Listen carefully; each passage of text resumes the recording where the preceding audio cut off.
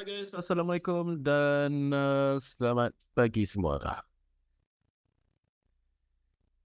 Okay, so kita start sekarang lah walaupun 2 minit awal. Right, so hari ni 27 bulan 2, 2024, sebelah kiri kalender ekonomi kiri pula dah. So ini adalah kalender ekonomi yang terdapat pada hari ni. So boleh fokus lah di pasaran di US pada bulan malam nanti. Okay. So untuk S&P 500 ataupun indeks Amerika Syarikat, so terdapat 3 major indeks iaitu S&P, Dow Jones dan juga Nasdaq. So kalau kita refer, ketiga-tiga indeks ini sebenarnya bergerak selari di antara satu sama lain lah kalau based on Dow Theory Concept. The averages must compare with each other. Okay. Now, so indeks untuk tempoh jangka masa panjang masih lagi berpotensi untuk didagangkan ataupun melakukan lonjakan harga walaupun keadaan tidak menentu daripada sudut geopolitikal dan juga kadar faedah yang masih lagi kekal tinggi. So apabila kadar faedah masih lagi kekal tinggi, sepatutnya ianya akan memberi impak negatif kepada pasaran equity dan seterusnya akan memberi kesan negatif kepada indeks. Jadi buat masa kini apa yang berlaku disebabkan oleh pelabur masih lagi optimis untuk melabur dekat dalam pasaran equity disebabkan oleh itu adanya lonjakan harga di dalam indeks. Dan seterusnya kalau kita lihat Federal Reserve juga mengatakan mereka akan menurunkan kadar faedah kemungkinan besar pada bulan Mac ini sebanyak 3 kali pada tahun 2024. Jadi kemungkinan besar dah price in lah. Okay. Dan kalau kita lihat pelabur buat masa kini masih lagi dalam keadaan yang tamak ataupun dalam keadaan greedy untuk melabur di dalam pasaran equity.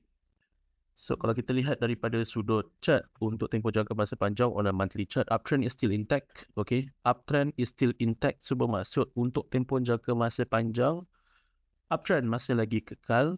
Okay, so this is a valid trend line, long term trend line, dan ini adalah accelerated trend line based on trend line angle. Okay, so kalau anda dapat lihat dekat sini apa yang saya tulis, uptrend is still intact, no sign of major reversal, volume diminish. Okay, kalau kita dapat lihat dekat sini, volume semakin lama semakin menurun tetapi price semakin lama semakin naik.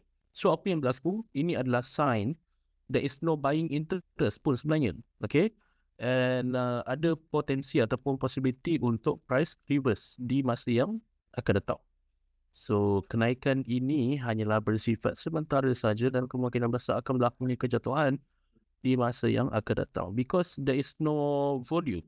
Okay, volume tak ada, volume diminish, tetapi price makin lama makin tinggi kan. So ini adalah sign ataupun tanda-tanda mula dah dia punya spam kat dalam ni. Sekejap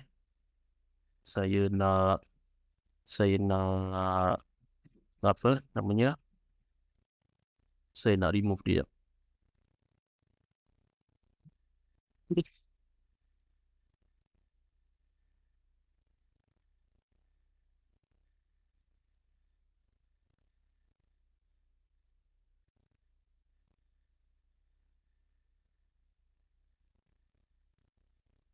Okay.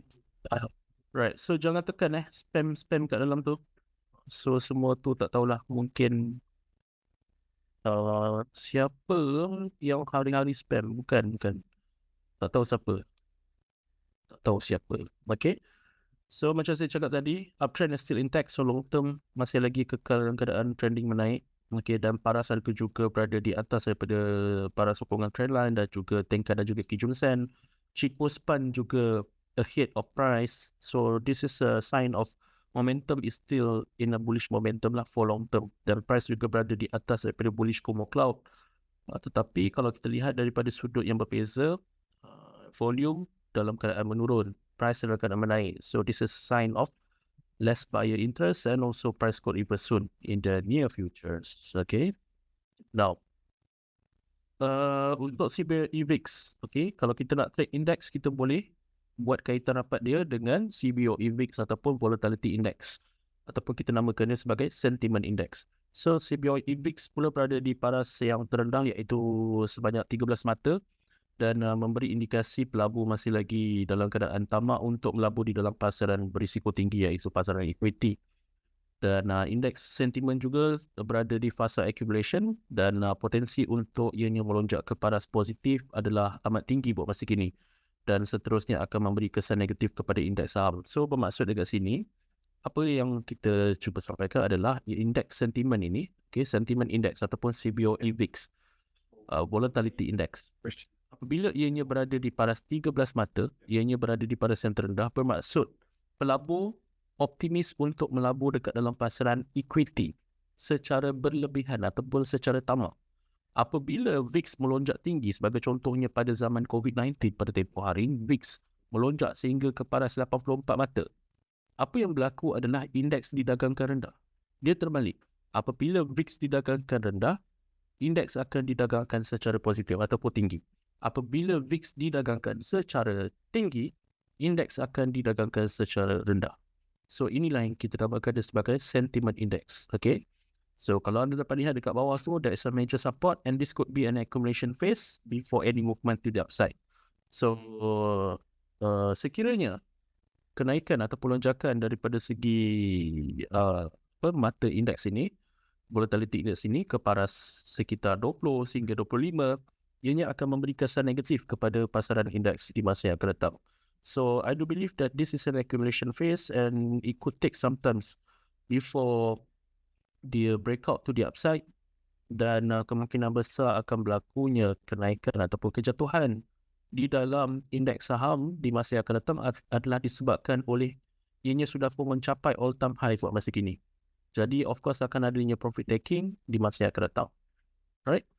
Dan yang seterusnya untuk Bitcoin, buat masa kini mencapai rekod tertinggi selama 2 tahun pada paras 57,000 dalam perdagangan Asia pada hari Selasa atas tanda-tanda pembelian institusi yang besar.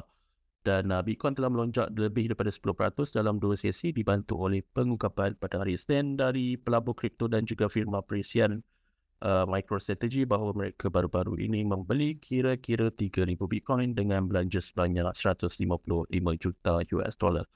Dan kalau kita lihat, macam saya dah cakap dah pada tempoh hari, how to recognize market phase, okay, based on the Dow theory concept.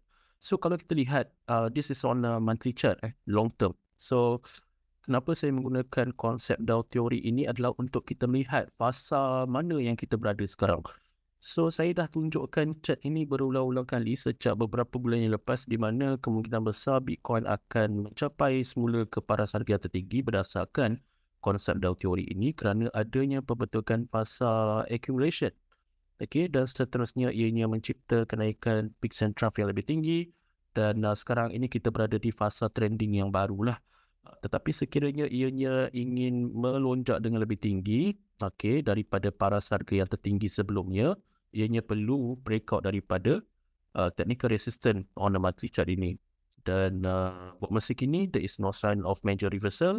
So I do believe apabila Federal Reserve menurunkan kadar faedah nanti, of course akan menyebabkan US dollar menjadi lebih murah, dan seterusnya pelabur-pelabur asing dan juga pelabur institusi kewangan akan membeli Bitcoin, dan seterusnya Bitcoin akan melonjak ke paras yang lebih tinggi. Okay, so itu apa yang kita boleh expect lah untuk Bitcoin. So market ini it move in a cycle movement saja. So kalau kita nak identify market phase, kita boleh based on Dow theory concept.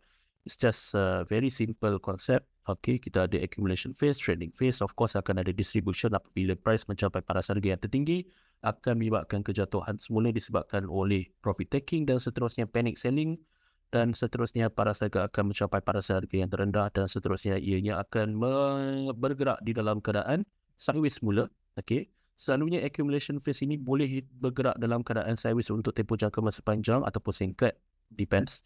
Okay, sebagai contohnya dekat sini, it accumulates in a longer period of time, but dekat sini very short. Okay, dan seterusnya kalau dia accumulate untuk satu tempoh jangka masa panjang, selalunya dia naik pun untuk satu tempoh jangka masa panjang.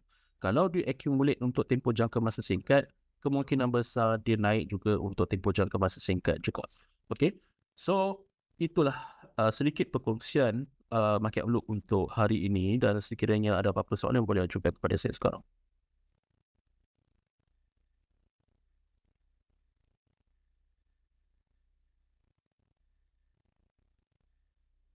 Gold macam fly. Yes. So buat masa kini, apa yang berlaku adalah disebabkan oleh kejatuhan di dalam paras harga ataupun di dalam kadar faedah pon jangka masa 10 tahun, dan juga kelemahan US dollar sedikit sebanyak menyokong untuk Syekh minta link Telegram Syekh. Jadi saya punya Telegram boleh search je di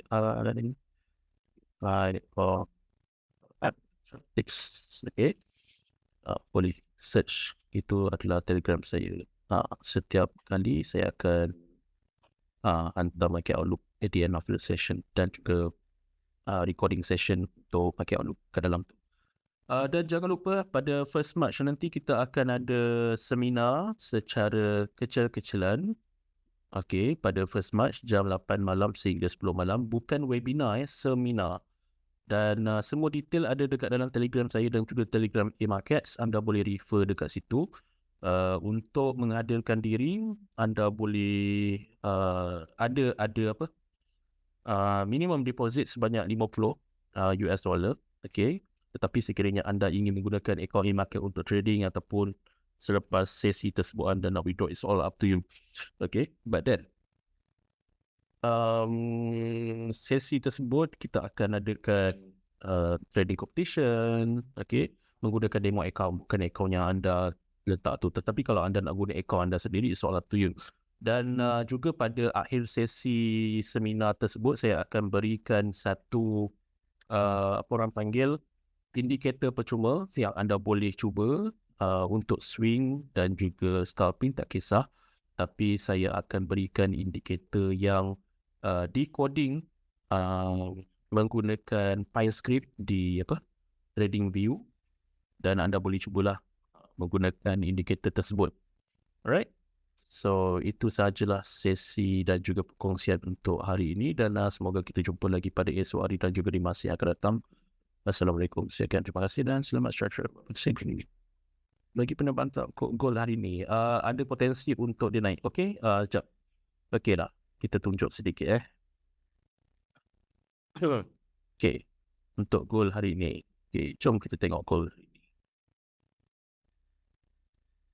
Alright, so padam semua ni, saya nak you fokus dekat sini. Okay, kalau you tak nampak menggunakan candlestick, saya akan tunjukkan esok naik je guys. Okay, now apa yang berlaku? Kita tengok daripada top down approach, bottom up approach. Okay, bermaksud daripada higher time frame to lower time frame to higher time frame. Untuk you check balik. Okay, so higher time frame of course uptrend is still intact. Okay, uptrend masih lagi di dalam tempoh jangka masa panjang, uptrend masih lagi menguasai pasaran. Weekly, apa yang berlaku weekly? Okay, this is the highest peaks and then it creates a lower series of peaks and trough. Okay, but then it fails to break this lower trough from the previous punya price. Okay, so basically this is a major support and price tends to break but fail. But then peaks semakin lama semakin rendah. Tetapi kalau dekat sini pun dia punya trough pun semakin lama semakin rendah. So on a weekly time frame, it still has a lot of tendency that the price could trade lower. On a daily time frame pula, apa yang dia buat? Apa yang dia buat kat sini? Kalau you tengok, kalau you tarik minimum 2 trend line pun, okay, there's a major trend line kat sini. So apa yang berlaku adalah, kalau you tengok dekat sini, apa yang berlaku? Price is still traded to the downside. Whatever yang kenaikan ini hanyalah bersifat sementara sahaja. Ada potensi ianya bersifat sementara sahaja. Tetapi apa yang berlaku semalam? Apa yang berlaku semalam? Ni, trough ni close above the previous peak, betul tak? So ada tak tendensi untuk hari ini lower time frame H4, H1 dia nak naik? Of course ada. Daily, of course ada. Okay, boleh faham? Ada tendensi untuk dia naik, tetapi kemungkinan besar akan dihalang oleh this trend line. Okay, so kalau kita tengok on a weekly time frame pun, the price is actually traded, still has a lot of tendency traded to the downside. But apa yang berlaku adalah kita kena check from top down and bottom up approach. Okay, but hari ni hari ini kalau you tanya saya masih lagi dalam pembelian. Okay, saya masih lagi buy. Semalam saya ada entry kat sini. Saya tunjuk saya punya entry point. Ni, this is my entry point semalam. and ada sedikit floating kat sini. Kalau you nampak lah. Okay, this is my entry point. Semalam kalau based on daily time frame semalam, you boleh nampak I punya entry point betul-betul dekat sini. Okay, so saya masih lagi buy. This is a bottom reversal, and then it creates a higher series of peaks and drop. So basically we are in a buying mode lah for now. But then kalau dia capai dekat saya punya trend line ni, mungkin saya akan take profit dulu. Sekiranya dia breakout, ada tendensi kalau dia nak breakout kat sini, apa yang kita boleh tunggu? Kalau dia breakout, apa yang kita boleh buat? Jangan buy on breakout kalau kat sini. Wait, buy on dip. Okay? Kerana apabila adanya breakout, ada tendensi untuk dia dip. Okay, so that's why ada beberapa strategi lah dekat dalam dunia trading ni untuk kita melakukan pembelian ataupun penjualan, iaitu dengan buy on breakout ataupun buy on dip, sell on strength ataupun sell on put. Okay, so dekat sini apa yang berlaku adalah trend line ini kemungkinan besar boleh act as a role reversal trend line. Right? Role reversal trend line. Dan price apabila adanya breakout, bila dia adanya pullback, itu bermaksud it is a healthy trend. Okay, jangan sangka dia dah breakout, dia pullback ni, oh dia nak jatuh. Ada juga tendensi, tetapi selalunya bila adanya breakout, adanya pullback, itu menunjukkan yang trend akan bergerak dengan lebih tinggi. Wow. Okay, right. Kalau tak faham, just based on the higher series of peaks and trough, bermaksud trend nak naik lagi. Kalau dia nak change price untuk dia nak buat reversal, saya akan bawa check. Okay, dia takkan jatuh zap satu kali. Dia akan bagi you pattern. For example, double top. For example, apa lagi pattern yang ada? Key reversal pattern. Okay, lepas tu apa lagi yang ada? Head and shoulder. But tetapi dia punya konsep sama je. Kalau you nak tahu price tu gagal untuk naik lagi adalah dengan melihat apa? Peaks and troughs. Okay, ini adalah peaks yang tertinggi, ini adalah peaks yang sama tinggi, tetapi gagal untuk mencipta peaks yang lebih tinggi sebelumnya, berbanding sebelumnya. Selepas itu dia buat apa? A lower series of peaks and troughs. So bermaksud dekat sini, this is distribution phase. Kalau based on Dow theory concept, this is a distribution phase, and then it creates a lower series of peaks and trough. Bermaksud trend dah nak start turun. Sama juga dekat sini, this is the highest peaks. Okay, lepas tu dia buat apa? It breaks lower troughs. Lepas tu dia nak tunggu apa kat sini? Tunggulah dia pullback. Okay, tunggulah dia pullback. Pullback sini dan turun. Sama juga. Macam mana you nak trade based on head and shoulder? You kena tunggu confirmation, iaitu break from the neckline. Lepas tu nak tunggu apa? Tunggulah ada pullback. Kan? Itu je. Kan? Tak ada apa pun. But this is a reversal pattern. Okay? Di mana hanya ada 3 je pembentukan. Top dan bottom reversal. Inilah pembentukan dia. Okay? Tak ada apa pun. Alright. Okay guys. So, kalau nak belajar dengan lebih lanjut, sila hadir ke seminar kami di A-Markets pada 1st March nanti, pada hari Jumaat nanti. Kita akan adakan sesi dan anda boleh jumpa saya secara berdepan dan tanya saya soalan dan macam-macam lagi lah. Kita akan adakan trading competition menggunakan demo live account, demo account dan seterusnya. Kita ada kopi percuma dan macam-macam lagi. Okay, so just come over and memeriahkan suasana. Alright, so itu sajalah perkongsian untuk hari ini dan semoga kita jumpa lagi pada esok hari dan juga di masa yang akan datang. Assalamualaikum, sekian, terima kasih dan selamat siang.